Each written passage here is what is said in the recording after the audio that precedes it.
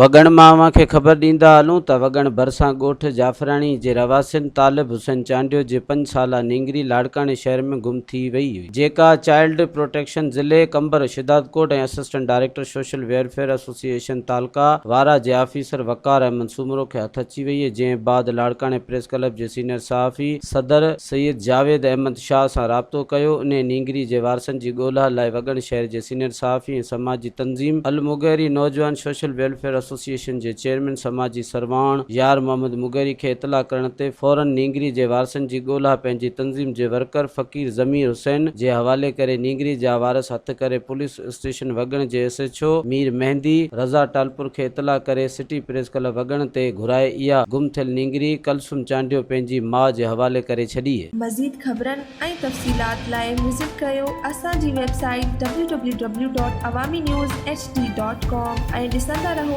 Awami news HD।